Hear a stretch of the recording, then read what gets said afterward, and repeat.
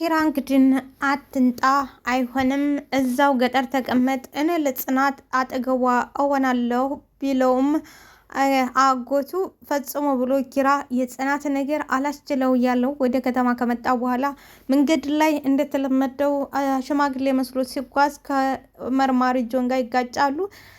ቁም ይለዋል። ከዛ በኋላ ኪራም የደመ ነፍሱን ሮጦ ያመልጣል። ካመለጠ በኋላ ስልኩን ወደ አቶ በእውቀቱ ወደ አጎቱ ይደውላል። ከአጎቱ ጋር እያወራ ስለነበረ ዝም ብዬ ሮጥኩኝ ይላል። ለምን ሮጥ ክንጠረጠር ታደርግ የለም አጎቴ እሺ ቆንኩኝ ከዛስ ፊትህን አሳየ ማለቱ ይቀራል ይላል። አሁን እሱም ደግሞ ልክ አጎቴ ወደ ሰፈር መንጣቱ ስለማይቀር ጥንቃቄ እንድታደርጉ ለጽናትም እንድትነግራት እኔም በቃ ላምልጥ ይላል። አቶ በእውቀቱ ተኪራ ጋር ደውለው ሲያወሩ ናሆም ደግሞ በር ላይ ተደብቆ እያዳመጠ ነበረ። ልክ ስልኩ ሲዘጋ ናሆም መጥቶ ሲጀመር እዚህ ለምን እንደመጣ ገብቶ የነበረ በማለት ፊት ለፊት ይፋጠጣሉ። ሰላም ጤና ይስጥልኝ ውድና የተከበራችሁ አድማጭ ተመልካቾች፣ ለቻናል አዲስ የሆናችሁ ፕሊዝ ላይክ፣ ሰብስክራይብ፣ ሼር እያደረጋችሁ እንድታበረታቱኝ ለምታበረታቱኝ አመሰግናለሁ። አንተ ወደዚህ ቤት ለምን እንደመጣ ጠርጥሬ ነበር። ደግሞም የሚገርመው ነገር ውለታ ታድር ጉድህ ተጋለጠ ይላል ናሆም። አቶ በእውቀቱም ምን እያልካል ጋጋ እንጂ የኔ ልጅ ምን እየሆንክ ነው ይላሉ።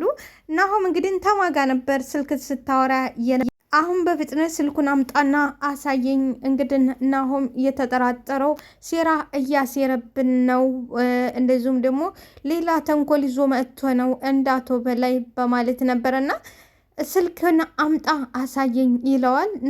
አቶ በእውቀቱም እንግዲህ ምን ነው ልጄ አላሳይህም? ምን ሆነሃል? ምንስ እየሆንክ ነው ያለኸው? ለማንኛውም ስልኬን አላሳየ እያልክ ነው? ተረጋጋ እንጂ ምንድን ነው እንደዚህ አክብሮ ማጣት ይላል አቶ በእውቀቱ። ናሆምም አልረጋጋም። ለምን እረጋጋለሁ? ሲጀመር እዚህ የመጣሁት የኔን ቤተሰብ እንደዚሁም የጽናትን የወንድሜን ቤተሰብ የሚነካን ሰው ለማስወገድ ነው የመጣሁት ይላል ናሆም። እንግዲህ አቶ በእውቀቱም ፈጽሞ እንደዛ አይደለም የኔ ልጅ አትስራ፣ ፈጽሞ እንደዛ አይደለም ይላል። እንግዲህ ናሆምም ስልኩን አምጣ ብያሃለው ይላል ናሆም። አቶ በእውቀቱም ስልኩን አልሰጥም ናሆምም ይበልጥ አሁን ደግሞ እንዲቀማህ እያስገደድከኝ። አቶ አባባም ናሆም ሌላው ቢቀር ለእድሜ ለሽበቴ አታከብረኝም፣ ታቤት ድረስ መተህ እጅህን በእኔ ላይ ታነሳለህ ወይ? ሌላው ቢቀር ለእድሜና ለሽበቴ አታከብርህም። ሲጀመር ለውሸታምና ለአስመሳይ ሰው ቅንጣት ታህል አዘንታ የሚባል ነገር የለኝም ይላል ናሆም። ትሰማኛለህ? ዝም ብለህ ስልኩን አምጣ። ኪራን የሚጎዳ ነገር አንድ ነገር ታረክ ደግሞ ይበልጥ እጎዳሃለሁ። ናሆም ልደበድበው ሲል በዚህ ሰዓት እንግዲህ አቶ አያሌው የናሆም አባት ይመጣል። ናሆም መኝታ ክፍል አቶ በእውቀቱ ጋር ገብቶ ሲጨቃጨቅ ሲቆይበት የአቶ ናሆም አባት አቶ አያሌውና ጽናት ሆነ ይመጣሉ። ናሆም ምን እየተፈጠረ ነው? ምንስ እየሰራህ ነው እዚህ ይለዋል። እንግዲህ አቶ በእውቀቱም ና ልንገርህ የልጅህን ጉድ ና ልንገርህ፣ እዚህ መኝታ ክፍሌ ድረስ መጥቶ ልጅህ እጁን አነሳብኝ። ምን አድርገህ ነው ትላለች ጽናት። ዝም በይ አንቺ ደግሞ አንዷ ጥፋተኛዋ አንቺ ነሽ፣ ሁሉንም ሰው እያመንሽ። አያሌውም እንግዲህ ናሆም ምን እያልክ ነው? ምንስ እያደረግ ነው? እንደዚህ በትልቅ ሰው ፊት አምባጓሮ መፍጠር ምንድን ነው ብለው አታያለው ልጁን ይቆጥቆጥ። ይህ ምን እንደሚያወራ አልሰማህም? አላየህም? ምን እንደሚያወራ ብሰማ ኖሮ እንደዚህ ልትለኝ አትችልም። ሳሎን በሚጣፍጥ አንደበቱና በሚጣፍጥ አፉ ሲደልለን ነበረ። እዚህ ግን መጥቶ ምን ሲያወራ እንደነበረ አላየህም? አሁን መስበር እያለፍክ ነው። አሁን ወሬ ሳታበዛ እታች ውረድና ጠብቀኝ፣ እታች እናወራለን ይላል አቶ አያሌው። እንግዲህ አሁንም አባዬ እባክህ ስልኩን ማየት አለብኝ፣ እባክህ ስልኩን ልይ እንግዲህ ናሆም ምን እየሆንክ ነው? ምንስ እያደረግክ ነው? ቢያንስ እሳቸውን አቶ አያሌውም እንደ አባት እያዘዝኩ ነው። አሁንና በል ወደ ታች አርፈ ውረድ ይላል። ጽናት አያሌውም ናሆምን ጎትቶ ያስወጣዋል። ጽናትዬ ምንድን ነው? ቆይ ጋሽ ምን ተፈጥሮ ነው ትላለች። አቶ በእውቀቱም ጽናት በኋላ ይደርሳል፣ አሁን እነሱ ጋር ሂጂ በማለት ጽናትን ታጠገቡ ያባርራል። ጽናት አያሌውም ጎትቶ ልጁን ካስወጣ በኋላ እሺ ጎረምሳው ምን እያደረግክ ነው? ምንስ እየሆንክ ነው? ምንስ ለመሆን ነው ብሎ ጥያቄ ያቀርብለታል። አባ አንተ እኮ ሁኔታውን አላየህም ይላል። ምንም ቢሆን ይሄ ሰው ትልቅ ሰው ነው፣ ሽበቱን ትልቅነቱን አይተህ አታከብረውም። እንግዲናሁም እንደዛ አይደለም፣ ሳሎን ላይ በጣፋጭ አንደበቱ ሸውዶናል ይላል ናሆም። አቶ አያሌውም እሺ ምን ሲል ሰምተህ ነው እንደዚህ በሱ ላይ የተነሳበት?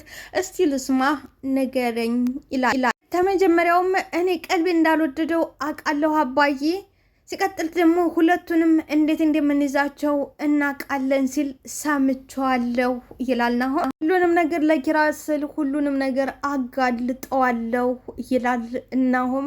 አቶ አያሌውም ናሆም ምንስ ቢሆን ይሄ ሰው እንዳልከው ቢሆን እንኳን በዚህ መልኩ ማድረግ አይሆንም፣ በሲስተምና በሌላ በተግባር እንጂ እንደዚህ ልናደርገው አይሆንም።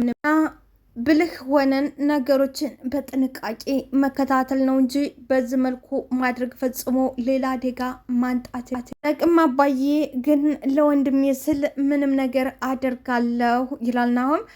እንግዲህ አቶ አያሌውም ትሰማለህ፣ ኪራም ቢሆን በስሜትና በንዴት ስለሚነዳ ነው ለዚህ ያደረገው። እውነት ነው። አሁን ኪራ የዛለታ ትንሽ ደቂቃ ቆይቶ እቤት ውስጥ ቆይቶ ቢሆን ምንም ነገር ሊያገኘው የተዝተታቶ በላይነህ ደም ነፃ ይሆን ነበር። አንዳንድ ጊዜ ስሜትና ንዴት የሚያመጣው መከራ ይሄና ይሄ ብቻ ነው። እንግዲህ የዛን ቀን በስሜትና በንዴት ባይመራ ኖሮ ያ ነገር ተሱ ላይ አይመጣበትም ነበር። እዛው ቤት ውስጥ እንደሆነ ነገሩ ያልፈው ነበር ማለት ነው። አቶ አያሌው ዝጋ ትክክል ነው። ጽናትም መጣች። ቆይ ናሆሜ ምንድን ነው የተፈጠረው ትላለች። አቶ አያሌውም ቆይ ጽናት ይህንን ሰው በደንብ ታውቂዋለሽ ወይ ይላታል። ጺም በደንብ የኪራ አጎት እኮ ነው። ምን እያላችሁ ነው እናንተ እንዴ? የኪራ አጎት አይደለም ጺ እንዴት ነው እንደዚህ እያለ እያታለለ ያለው እኮ እሱ ነው፣ እኛ አይደለንም። እንዴት ነው በአንዴ ሰው የምታምነው እኮ ስትል ጽናት አሁንም ቢሆን አንቺ ነሽ ችግር እዚህ ቤት እየጎተትሽ ያመጣትም አልገባኝም ትላለች። ቢገባሽማ ኖሮ ጽናት ብሎ ለጠራሽ ሁሉ ቤትሽን ክፍት ባላደረግሽ ነበር ብሎ ይናገራታል። እንግዲህ አቶ አያሌውም ናሆም ይህን ተናገራት በኋላ ይሄዳል። ናሆም ቢለውም ጸጥ ብሎ ይሄዳል። ይህን ልጅ አትፍረጅበት፣ ስለተናደደ ነው። ዝም ብለሽ ደግሞ ሰውን አትመኝ፣ ችግር ካለ ደውይልኝ በማለት አቶ አያሌው ልጃቸውን ተከትለ ይሄዳል። እንግዲህ ኤደን ሾካኪት ብቻ ወንድ ተባለ ሁሉ ማጥመድና መከተል የማይሰላቻት ኤደን ዛሬ ደግሞ ኪያየና ጠበቃ ዮሴፍ ሲተቃቀፉ ታያለች። አፏ ላይ ደስ ብሎኛል በማለት ለሀንቾ ትነግራታለች። ሀንቾዬም የእውነትሽን ነው ትላታለች። አዎ በጣም ነው የተቃቀፉት ብታይ ትላታለች። ሀንቾዬ እንግዲህ መልካምና ታማኝ እውነት ጓደኛ ከሆነ እንደ ሀንቾዬ ነው። ከዛ ውጪ ወደ ውጪ አሁን ኤደን ጓደኛ አትባልም። ሀንቾዬ ግን የሰው ደስታ የሚያስደስታት ታማኝ፣ ለጓደኛዋ ሟች ነች።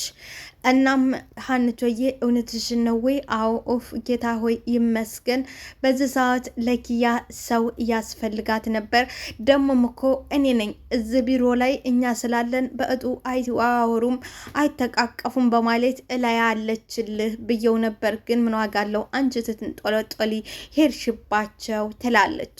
እንግዲህ ኤደንም እኔ ምን ፋራ ነው ኮሽ ሳይል ነው አይቻቸው የመጣሁት፣ አይዞሽ አላዩኝም ስትላት ሀንቾዬ ከማንም ከምንም በላይ በደስታ ክንፍ ትላለች።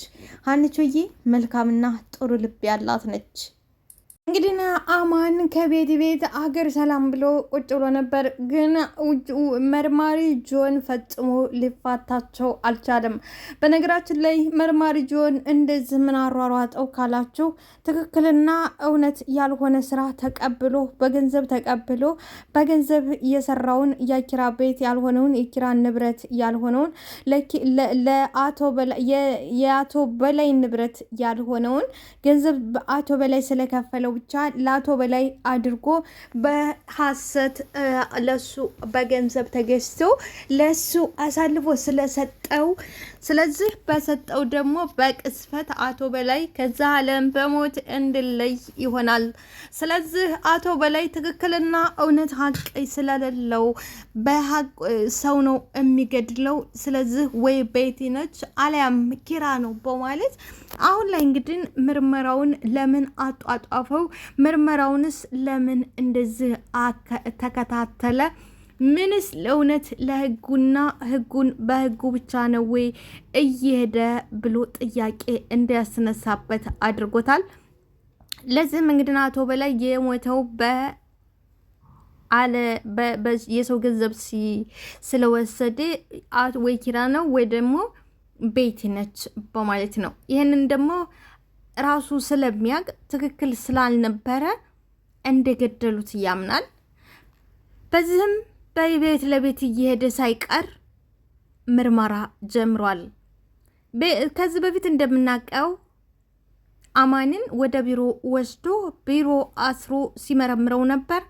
ይሄ ነገር አይሆንም፣ አማንን ፈተለቀን ተሟጋና ምን እንደሚያደርግ በድብቅ ክትትል እናደርግበታለን እንጂ እሱን እዚህ ማሰር መፍትሄ የለውም በማለት አማንን ይፈተዋል።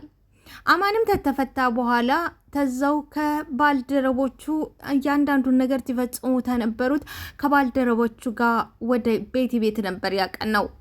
ቤቲም ባለ አቅሟ እኔ ቤት አትሆንም ብትለውም እንደዚሁም ደግሞ የቤቲ አዲሱ ጓደኛ የተባለው አቶ ሄኖክ አይሆንም ቢለውም እዚህ ቤት ካወጣችሁኝ ነገሩን ሁሉ እዘረጋግፍላችኋለሁ ይላል።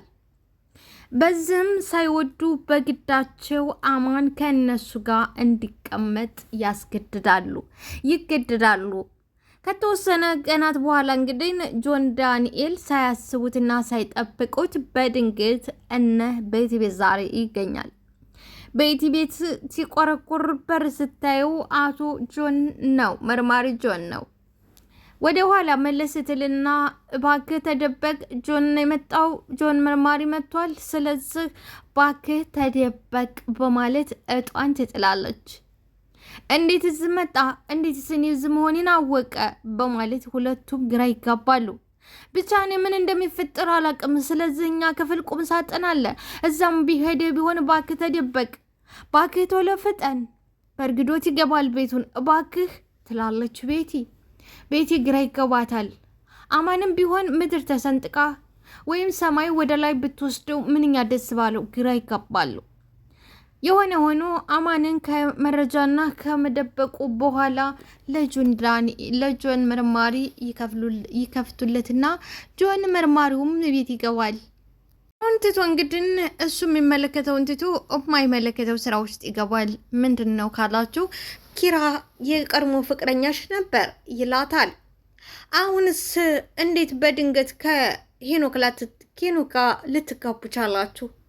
የሚገርመው ነገር ዛሬ ተጋብቶ ሰው ወዳው የተጋባ ትዳሩን ለሰው ለማሳወቅ በሚቸኩልበት ዘመን እናንተ ደግሞ ሰው እንዳያውቅባችሁ አድርጋችኋል።